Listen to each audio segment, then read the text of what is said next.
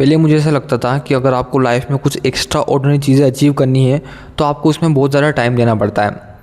But जैसे ही मैंने इन 4 इंसान के बारे में सुना, मैं बिल्कुल हैरान हो गया था। पहला इंसान है रोहित शेट्टी। तो रोहित शेट्टी ने अपने करियर में बहुत ही ज़्यादा फेमस मूवी बनाई है, जैसे कि गोलमाल की पूरी सीरीज़, दिलवाले, चेन्नई एक्सप्रेस, सिम्बा सिंघम रिटर्न। और इसने अपने करियर में केवल एक ही मूवी फ्लॉप दी है। और उससे भी ज़्यादा हैरानी की बात ये है कि इसने हर एक साल एक नई मूवी बनाई है और वो हिट हो गई है। और अगर आप ये बोल रहे हो कि रोहित शेट्टी कोई जीनियस बंदा नहीं है, तो चलो अब जीनियस बंदे की बात करते हैं। तो दूसरा नंबर का बंदा है क्रिस्टोफर नोलन। और जिसको इस बंदे के बारे में पता है, उनको पता होगा कि ये कितना ज़्यादा बड़ा मास्टरमाइंड और जीनियस बंदा है। तो क्रिस्टोफर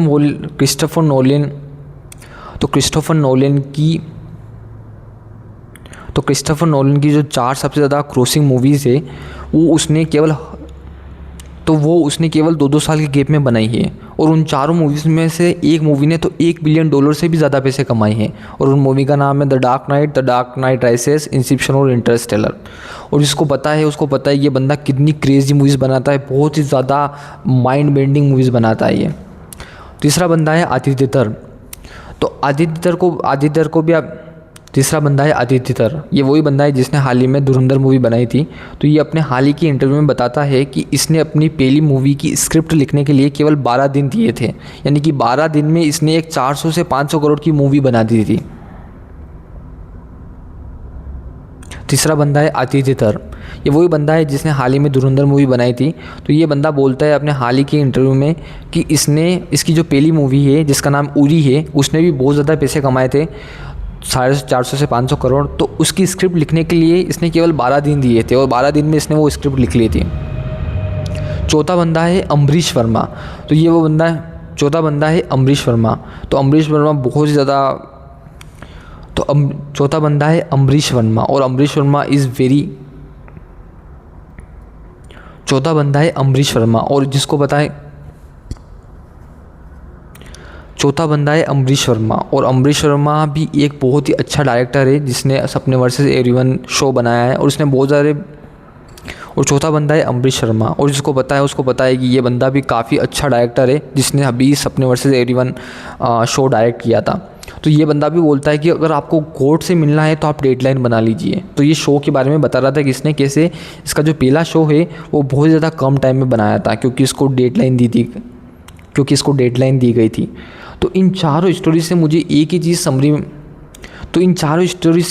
चीज़ पता चलती है कि अगर आपको कुछ एक्स्ट्रा ऑर्डिनरी अचीव करना है तो आपको उसमें ज़्यादा टाइम देने की ज़रूरत नहीं है। इसी से मिलता जुलता एक और लॉ है जिसका नाम है पार्किंसंस लॉ। तो इस लॉ के अकॉर्डिंग अगर आपके पास 2 घंटे का काम है और आप उसको 2 घंटे तो इस लॉ के अकॉर्डिंग अगर आप 2 घंटे के काम को करने के लिए 1 हफ्ता लेते हो तो वो काम 1 हफ्ते में ही ख़त्म होगा। बट 1 हफ्ते में ही ख़त्म होगा, बट वो 2 घंटे में ख़त्म हो सकता था। तो इन सब का सारांश ये है कि अगर आपको आपके लाइफ के गोल्स बहुत ही कम टाइम में अचीव करने हैं तो आप एक डेडलाइन बना लीजिए। और डेडलाइन बनाने के केवल 1 से 2 तरीके हैं। पहली चीज़ तो ये कि डेडलाइन बनाने के 2 तरीके हैं कि पहली चीज़ तो ये कि अगर आपने आपके गोल्स को अचीव करने के लिए जितना टाइम लिया है उसको आप आधा कर दीजिए।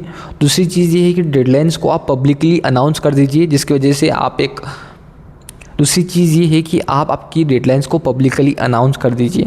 तो आई होप मैंने आपकी लाइफ में कोई वैल्यू ऐड की है। हर हर महादेव, बाय।